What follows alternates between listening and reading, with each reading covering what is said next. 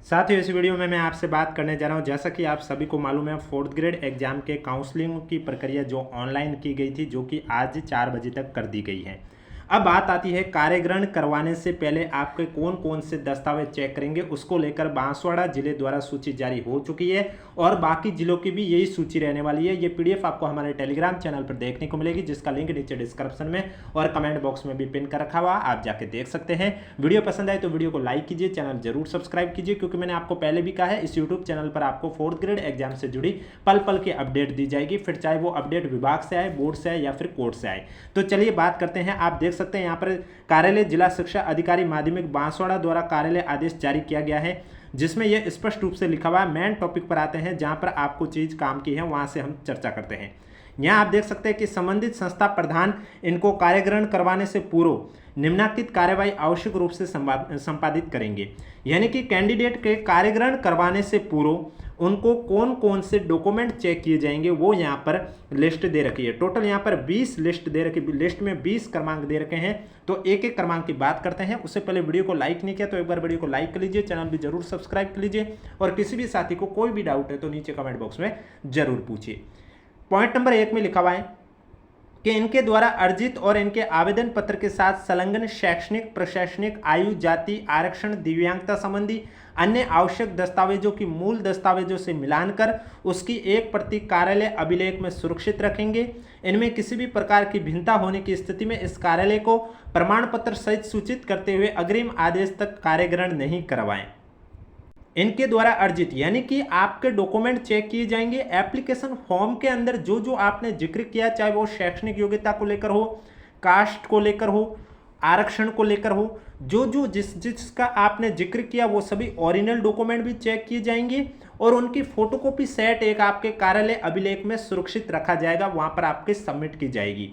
अगर किसी भी डॉक्यूमेंट में भिन्नता आती है या किसी भी डॉक्यूमेंट में कोई डाउट रहता है तो कार्यालय को प्रमाण पत्र सहित सूचित करते हुए अग्रिम आदेश तक कार्यग्रहण नहीं करवाए। यानी कि वहां पर कहा जा रहा है संस्थान को कि आप अगर किसी कैंडिडेट के डॉक्यूमेंट चेक कर रहे हो और आपको किसी डॉक्यूमेंट में किसी भी प्रकार की भिन्नता पाई जाती है तो इस कंडीशन पर उनका कार्यग्रहण आप नहीं करवाएं और कार्यालय को प्रमाण सहित आपको सूचित करना है।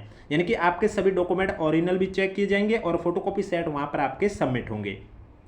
2 नंबर पॉइंट पे लिखा हुआ है, सक्षम चिकित्सा अधिकारी द्वारा प्रदत्त स्वास्थ्य प्रमाण पत्र की मूल प्रति तथा संबंधित जिला पुलिस अधीक्षक द्वारा जारी सदाचरण रिपोर्ट प्राप्त करने के उपरांत ही कार्यग्रहण करवाया जाए। पूर्व में राजकीय सेवा में सेवारत कार्मिकों हेतु यह आवश्यक नहीं होगा। यानी कि पुलिस अधीक्षक द्वारा जारी प्रमाण पत्र और आपका जो स्वास्थ्य प्रमाण पत्र है वो जब आप देंगे तभी आपका कार्यग्रहण करवाया जाएगा। अगर वो आपने नहीं सबमिट किया तो आपका कार्यग्रहण नहीं करवाया जाएगा। लेकिन पूर्व में अगर कोई राजकीय सेवा में कार्य में था तो फिर उनके लिए ये दोनों आवश्यक नहीं है।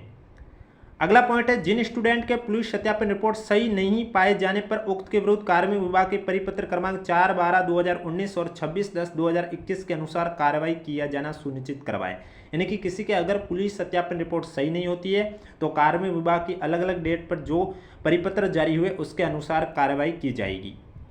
नेक्स्ट पॉइंट है, इन्हें कार्यग्रहण करवाने से पूर्व राज्य सरकार की अधिसूचना क्रमांक 8/4/2003 के अनुसार संबंधित स्टूडेंट से दिनांक 1/6/2002 को और उसके बाद उत्पन्न संतानों के फलस्वरूप कुल संतानों की संख्या 2 से अधिक नहीं होने संबंधी आशय का 50 रुपये के नॉन जुडिशियल स्टाम्प पर शपथ पत्र आवश्यक रूप से प्राप्त करेंगे।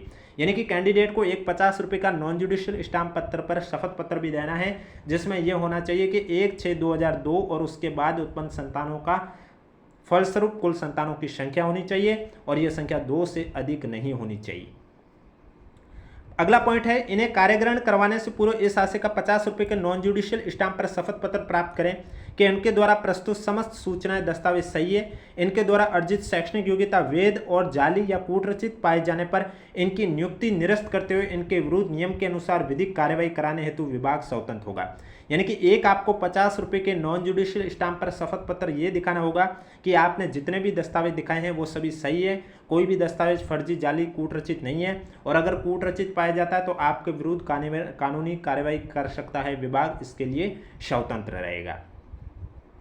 अगला पॉइंट है, कार्यग्रहण करवाने से पूर्व संबंधित स्टूडेंट से कार्मिक विभाग के परिपत्र क्रमांक 11/5/2023 के अनुसार भारत के संविधान के प्रति निष्ठा, राष्ट्र की प्रभुता अखंडता को अक्षुण्ण बनाए रखने, पद के कर्तव्य को राजनिष्ठा, ईमानदारी निष्पक्षता से किए जाने संबंधी शपथ पत्र निर्धारित प्रारूप में प्राप्त किया जाकर सेवा अभिलेख में संकलित किया जाए।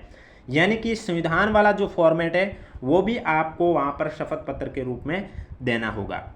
इसके बाद अगले पॉइंट पर है कि संबंधित स्टूडेंट को कार्य ग्रहण करवाने से पूर्व 2 राजपत्रित अधिकारियों के चरित्र प्रमाण पत्र प्राप्त कर लिए जाए।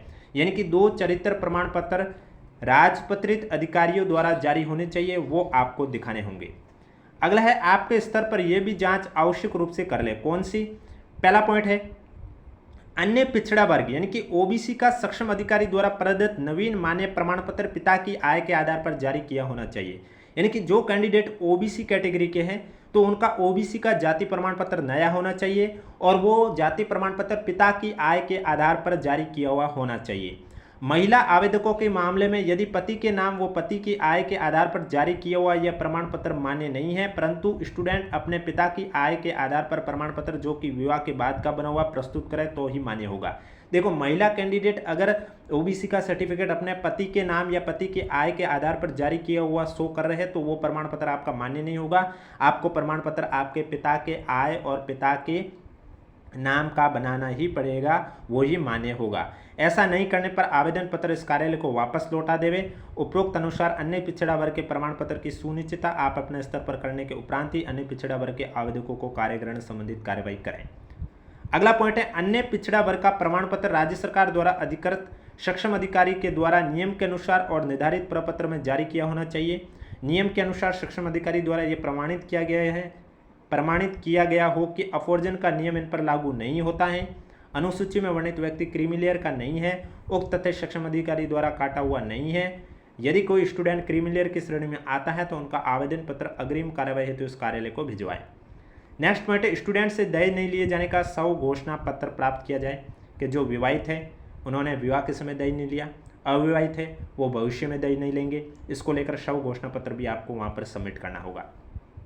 10 नंबर पॉइंट पर है कि विवाहित स्टूडेंट के मामले में विवाह पंजीयन प्रमाण पत्र या यदि विवाह पंजीयन अनिवार्य करने संबंधी प्रावधान लागू करने से पूर्व हुआ है तो इस राशि का 50 रुपये का नॉन जुडिशियल स्टाम्प पर शपथ पत्र आवश्यक रूप से प्राप्त किया जाए। यानी कि आपको मैरिज सर्टिफिकेट दिखाना है जो मैरिड कैंडिडेट है, लेकिन जिनका विवाह 2006 से पहले हुआ है तो उनको फिर तब मैरिज सर्टिफिकेट नहीं बनते थे तो फिर उनको 50 रुपये के नॉन जुडिशियल स्टाम्प पर शपथ पत्र प्रस्तुत करना होगा।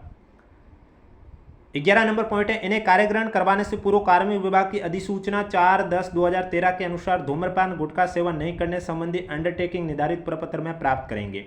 यानी कि आप धूम्रपान गुटखे का सेवन नहीं करते हैं, इस आशय का वचनबद्धता प्रमाण पत्र भी आपको वहां पर सबमिट करना होगा। अगला पॉइंट है टीएसपी क्षेत्र में नियुक्त किए गए स्टूडेंट के विशेष मूल निवास प्रमाण पत्र राज्य सरकार की नवीनतम अधिसूचना दिनांक 4/7/2016 के अनुसार जारी किए जाने पर ही कार्यग्रहण करवाया जाए। यानी कि टीएसपी क्षेत्र में जो कैंडिडेट हैं उनका विशेष मूल निवास प्रमाण पत्र दिखाना होगा, तभी उनको कार्यग्रहण करवाया जाएगा। अगले पॉइंट पर है ओबीसी और एमबीसी वर्ग का प्रमाण पत्र सक्षम अधिकारी के द्वारा निर्धारित प्रपत्र में और निर्धारित समय सीमा के अंतर्गत जारी किया हुआ होना चाहिए। जो एमबीसी कैटेगरी के हैं और ओबीसी कैटेगरी के कैंडिडेट हैं उनका प्रमाण पत्र सक्षम अधिकारी द्वारा जारी होना चाहिए और निर्धारित समय सीमा के अंतर्गत जारी किया हुआ होना चाहिए।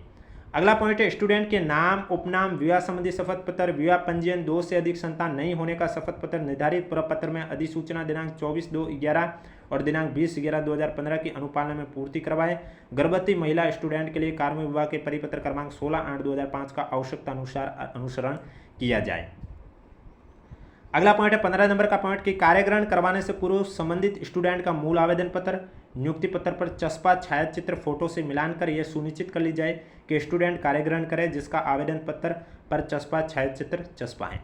यानी कि आप ये सुनिश्चित कर लें कि जो आवेदन पत्र ओरिजिनल है उस पर जो फोटो और जो नियुक्ति पत्र पर चस्पा छायाचित्र फोटो से मिलान कर दे और सुनिश्चित कर दे कि दोनों कैंडिडेट का फोटो सेम है और उसके बाद कार्यग्रहण करें जिसका आवेदन पत्र नियुक्ति पत्र पर चस्पा छायाचित्र है।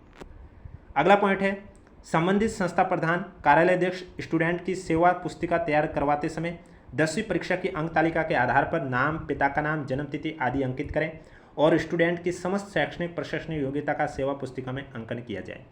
यानी कि कार्यालय अध्यक्ष स्टूडेंट की सेवा पुस्तिका तैयार करवाते समय जो कैंडिडेट का नाम, पिता का नाम और डेट ऑफ बर्थ है वो 10th की मार्कशीट है उसी के आधार पर अंकित करना है और स्टूडेंट की समस्त शैक्षणिक प्रशासनिक योग्यता का भी सेवा पुस्तिका में अंकन किया जाए। परिवीक्षाधीन प्रशिक्षण की अवधि में फिक्स रेम्यूनरेशन के अतिरिक्त अन्य किसी प्रकार के भत्ते, महंगाई भत्ता, किसी भी प्रकार के भत्ते, महंगाई भत्ता, मकान किराया भत्ता, शहरी क्षतिपूर्ति भत्ता, महंगाई वेतन, विशेष वेतन, बोनस आदि दे नहीं होगा। यानी कि जो परिवीक्षाधीन काल आपका होगा, प्रशिक्षण अवधि होगी, उसमें आपको किसी भी तरह का भत्ता, बोनस नहीं मिलेगा। परिवीक्षाधीन प्रशिक्षण की अवधि में राज्य सरकार द्वारा निर्धारित कटौतियां नियम के अनुसार ही की जाएगी। राज्य सरकार द्वारा जो निर्धारित कटौतियां वो नियम के अनुसार ही होगी। और परिवीक्षाधीन प्रशिक्षण की अवधि को वार्षिक वेतन वृद्धि के लिए गणना योग्य नहीं माना जाएगा। परीक्षाधीन प्रशिक्षण अवधि में कैलेंडर वर्ष में केवल 15 दिन का आकस्मिक अवकाश वित्त विभाग के आदेश क्रमांक 30/10/2017 के अनुसार दे होगा। यानी कि जो आकस्मिक अवकाश है वो 15 दिन का ही मिलेगा। इन्हें उक्त नियुक्ति पर किए गए पदस्थापित स्थान पर दिनांक 15 अगस्त 2026 तक कार्य ग्रहण करना अनिवार्य होगा। यानी कि यहाँ पर जो बांसवाड़ा जिले की लिस्ट आई है उसमें लिखा हुआ है कि कैंडिडेट को कार्य ग्रहण है वो 15 अगस्त 2026 तक करना अनिवार्य है। उक्त दिनांक तक कार्य ग्रहण नहीं करने पर यह आदेश स्वतः निरस्त माना जाएगा। अगर कैंडिडेट ने 15 अगस्त तक कार्य ग्रहण नहीं किया है तो उसका कार्य ग्रहण का जो ये आदेश जारी हुआ वो निरस्त मान लिया जाएगा। संबंधित संस्था प्रधान इन्हें शाला दर्पण के माध्यम से कार्य ग्रहण करवाया जाना सुनिश्चित करें। इनके कार्य ग्रहण नहीं करने वाले स्टूडेंट की सूचना निर्धारित अंतिम तिथि के बाद कार्यालय की ईमेल आईडी पर प्रेषित कर उसकी प्रति डाक द्वारा भिजवाने की व्यवस्था करें। यानी कि संस्थान को कहा जा रहा है अगर कोई कैंडिडेट 15 अगस्त तक जो टाइम पीरियड दे रखा है उस टाइम पीरियड में कार्य ग्रहण नहीं करता है तो उन कैंडिडेट की सूचना आपको यहाँ पर मेल आईडी दे रखी है, वहाँ पर आप सूचित करें और उसकी जो फोटोकॉपी है वो डाक द्वारा भिजवाने की व्यवस्था करें। तो ये बांसवाड़ा जिले को लेकर है जो लिस्ट आई है। बाकी जो इंस्ट्रक्शन तो वो सभी जिलों के सेम ही रहने वाले हैं। फिलहाल बांसवाड़ा जिलों की आई है, बाकी जिलों की भी आ जाएगी। जैसे कि आप यहाँ पर देख सकते हैं लिखा हुआ भी है, निदेशक माध्यमिक शिक्षा राजस्थान बीकानेर के आदेश क्रमांक इतने 23/7/2026 द्वारा प्राप्त दिशा निर्देश के अनुसार राजस्थान कर्मचारी चयन बोर्ड जयपुर द्वारा आयोजित चतुर्श्रेणी कर्मचारी सीधी भर्ती 2024 में चतुर्श्रेणी कर्मचारी के पद पर चयनित स्टूडेंट का बांसवाड़ा जिला आवंटन कर नियुक्ति और पदस्थापन हेतु उस कार्यालय को आवंटित किए जाने के फलस्वरूप कार्यालय स्तर पर चतुर्श्रेणी कर्मचारी के पद पर नियुक्ति हेतु दिनांक 28/7/2026 से लेकर 30/7/2026 तक आयोजित ऑनलाइन काउंसलिंग के आधार पर प्रश्नांकित सूची, यानी कि जैसा कि आपको मालूम है ऑनलाइन काउंसलिंग 28 जुलाई से शुरू हुई थी जो कि अभी 30 जुलाई को 4 बजे तक हुई थी। तो राजस्थान सेवा नियम और राजस्थान अधीनस्थ कार्यालय लिपिक वर्गीय सेवा नियम 1999 के प्रावधानुसार चतुर्श्रेणी कर्मचारी के पद पर वेतन श्रृंखला पे मैट्रिक्स लेवल 2 में इनके नाम के सम्मुख विद्यालय में रिक्त पद पर राजस्थान सिविल सेवा नियम 2017 के अनुसार प्रोबेशनल ट्रेनिंग के रूप में 2 वर्ष के प्रोबेशनल पर नियुक्ति प्रदान की जाती है। 2 वर्ष के प्रोबेशन पर नियुक्ति के लिए ये सब डॉक्यूमेंट आपको तैयार रखने हैं। ये डॉक्यूमेंट आपको लेके जाने हैं, फोटोकॉपी सेट वहाँ पर आपके इनके सबमिट हो जाएंगे और ओरिजिनल आपके चेक करके आपको वापस दे दिया जाएगा। अब किसी भी साथी को किसी भी प्रकार का डाउट है तो नीचे कमेंट बॉक्स पूछिए। वीडियो पसंद आए तो वीडियो को लाइक कीजिए, चैनल जरूर सब्सक्राइब कीजिए। ये PDF आपको हमारे टेलीग्राम चैनल पर देखने को मिलेगी जिसका लिंक नीचे डिस्क्रिप्शन में दे रखा है। अगर अभी तक आपने ज्वाइन नहीं किया तो आप जाकर ज्वाइन कर सकते हो।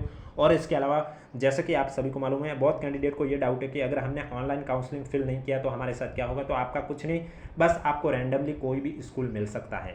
जो आपने प्राथमिकता आप सोच रहे हैं वो नहीं मिलेगी, क्योंकि वो तभी मिलती है जब अगर आप ऑनलाइन काउंसलिंग फिल करते हैं और अपने अनुसार जो स्कूल है वो चॉइस फिल करते हैं। लेकिन जिन्होंने काउंसलिंग फिल नहीं किया तो उन्हें रैंडमली कोई भी स्कूल मिल जाएगी और उसमें जो टाइम पीरियड दे रखा है उस टाइम पीरियड में आपको कार्य ग्रहण करना होगा। उक्त अवधि के अंदर अगर आप कार्य ग्रहण नहीं करवाओगे तो आपकी जो कार्य ग्रहण है वो निरस्त कर दिया जाएगा और जिसकी समस्त जिम्मेदारी आपकी स्वयं की होगी। और जो 5000 कैंडिडेट का जो कोर्ट केस चल रहा है उसको भी फाइनल रिजल्ट को लेकर जब भी हरी झंडी मिलेगी आपको इस यूट्यूब चैनल के माध्यम से सूचित कर दिया जाएगा। इसलिए वीडियो पसंद आए तो वीडियो को लाइक जरूर करें, चैनल भी जरूर सब्सक्राइब करें। किसी भी साथी को किसी भी प्रकार का डाउट है तो नीचे कमेंट बॉक्स में हमें जरूर पूछें। और ये PDF आपको हमारे टेलीग्राम चैनल पर देखने को मिलेगी जिसका लिंक नीचे डिस्क्रिप्शन में दे रखा है और कमेंट बॉक्स में भी पिन कर रखा है।